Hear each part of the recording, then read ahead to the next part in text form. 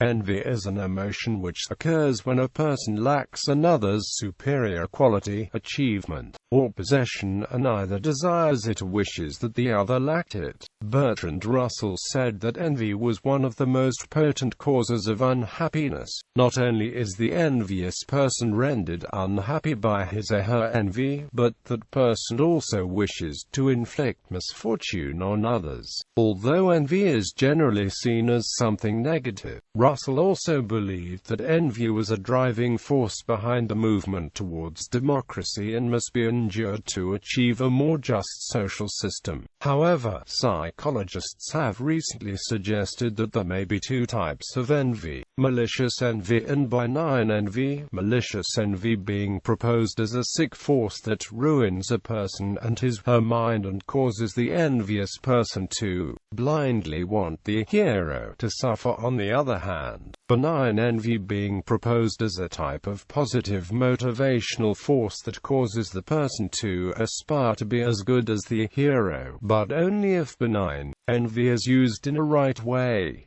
Socio-evolutionary view. One theory that helps to explain envy and its effects on human behavior is the socio-evolutionary theory, based upon Darwin's theory of evolution through natural selection. Socio-evolutionary theory predicts that humans behave in ways that enhance individual survival and also the reproduction of their genes. Thus, this theory provides a framework for understanding social behavior and experiences, such as the experience and expression of envy, as rooted in biological drives for survival and procreation. Recent studies have demonstrated that inciting envy actually changes cognitive function, boosting mental persistence and memory. Schadenfreude. Schadenfreude means taking pleasure in the misfortune of others and can be understood as an outgrowth of envy in certain situations. Regarding possessions or status,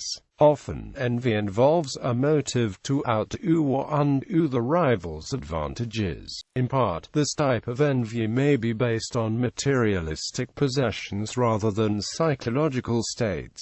Basically, people find themselves experiencing an overwhelming emotion due to someone else owning or possessing desirable items that they do not. For example, your next-door neighbor just bought a brand new ocarina, a musical instrument you've been infatuated with for months now but can't afford. Feelings of envy in this situation would occur in the forms of emotional pain, a lack of self-worth, and a lowered self-esteem, well-being. In Nelson W. Aldrich Jr.'s essay Old Money, he states that envy is so integral and painful a part of what animates human behavior in market societies that many people have forgotten the full meaning of the word, simplifying it into one of the symptoms of desire. It is that, which is why it flourishes in market societies. Democracies of desire, they might be called, with money for ballots, stuffing permitted. But envy is more or less than desire. It begins with the almost frantic sense of emptiness inside oneself, as if the pump of one's heart were sucking on air. One has to be blind to perceive the emptiness, of course, but that's what envy is. Selective blindness. Invidia, Latin for envy, translates as non-sight, and Dante had the envious plodding along under cloaks of lead, their eyes sewn shut with leaden wire.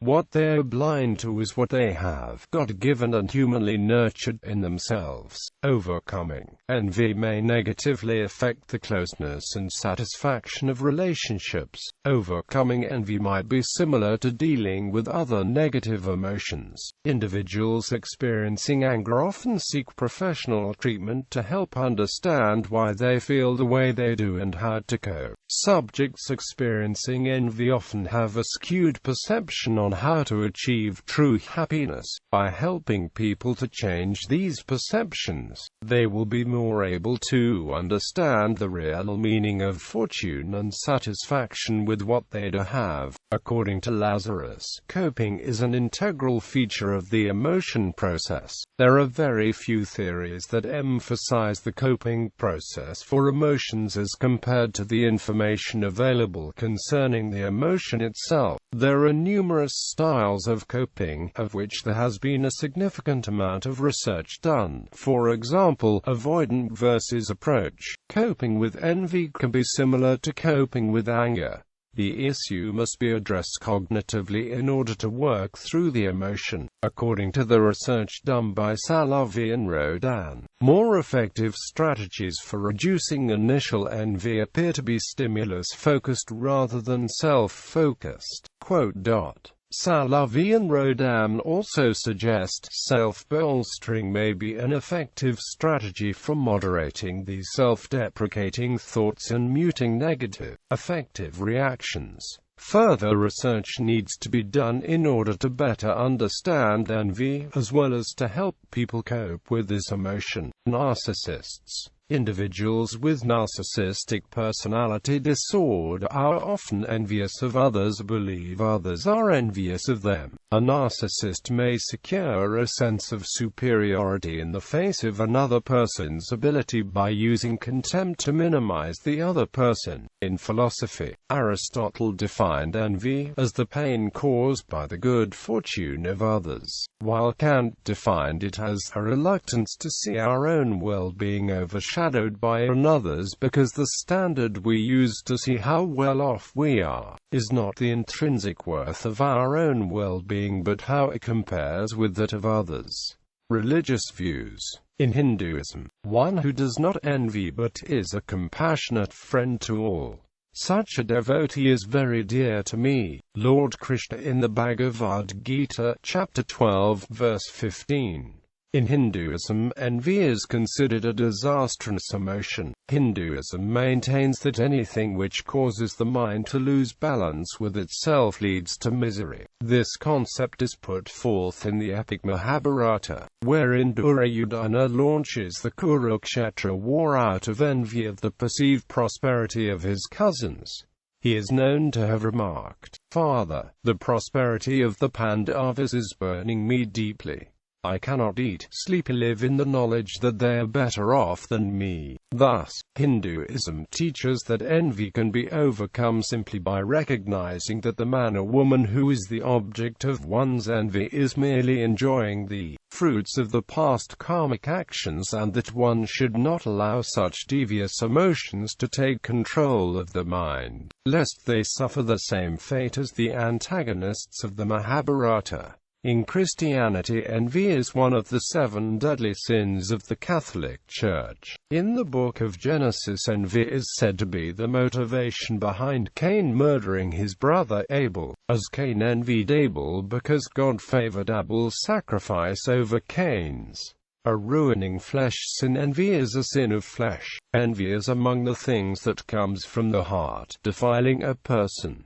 The whole body is full of darkness when the eye, the lamp of body, is bad. He who is glad at calamity will not go unpunished, said Solomon. Envy ruins the body's health, making bones rot and prohibiting the inheritance of the kingdom of God. Sometimes, as a punishment, people are left in the sins, falling prey to envy and other heavy sins. Universal and profound sin. Envy is credited as the basis of all toil and skills of people. For example, mankind will choose occupations to gain wealth, fame and pleasures to equal or exceed the neighbors. Envy is, therefore, a sin deeply ingrained in human nature. It comes into being when man lacks certain things, a circumstance that exists when God is not approached for provision, or when the provision is used for one's own selfish passions and pleasures. Genesis and causes. Envy may be caused by wealth, by the brightness of wealth, power and beauty, by political and military rising, fertility, social ascent, countless miracles and healings, popularity, the success of Christianization of many Thessalonians, virtues virtues and true power to heal, to make miracles and to teach people.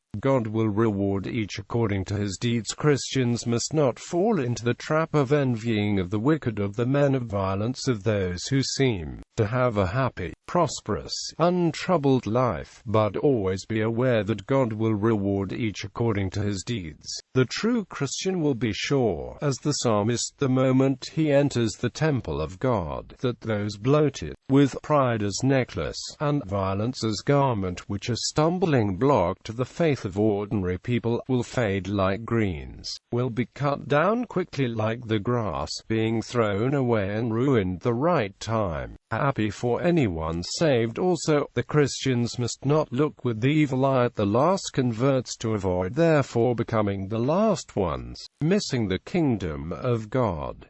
They should be happy for anyone saved, like Christ, who came to save the lost, as the shepherd seeking the lost sheep. Zacchaeus, the chief tax collector, was among the lost ones, and he succeeded in bringing salvation to him and to his house. No good eating the envier's bread. It is no good eating the envier's bread, nor desiring his delicacies, because he is like one who is inwardly calculating, his heart is not with you, and so you'll vomit up the morsels that you have eaten, and waste your pleasant words. Envy and wisdom sometimes arisen out of sophistry. Envy cannot coexist with true and spiritual wisdom, but with false, earthly, unspiritual, demonic wisdom. Struggle against envy. Throwing away envy is a crucial condition in our path to salvation. Envy was seen by the Apostle Paul as a real danger even within the first Christian communities. Envy should remain a sin of the past, defeated by God's teaching, which, as in the 10th commandment, forbids us from coveting our neighbor's things, women, and servants, and urges us to rejoice with those who rejoice and weep with those who weep, as Apostle Paul said, and to love our neighbors as ourselves. Because brotherly, Christian love banishes definitively envy from our hearts. In Islam, envy is an impurity of the heart and can destroy one's good deeds. One must be content with what God has willed and believe in the justice of the Creator. A Muslim should not allow his envy to inflict harm upon the envied person. Muhammad said, "Do not envy each other, do not hate each other, do not oppose each other, and do not cut relations. Rather be servants of Allah as brothers." It is not permissible for a Muslim to disassociate from his brother for more than 3 days, such that they meet and one ignores the other, and the best of them is the one who initiates the salam. Sahih al-Bukhari, Sahih Muslim. A Muslim may wish for himself a blessing like that which someone else has, without wanting it to be taken away from the other person. This is permissible and is not called hasad. Rather, it is called gibtha. There is to be no envy except in 2 cases: a person to whom Allah has granted wisdom, and who rules by this and teaches it to the people, and a person to whom Allah has granted wealth and property along with the power to spend it in the cause of the truth.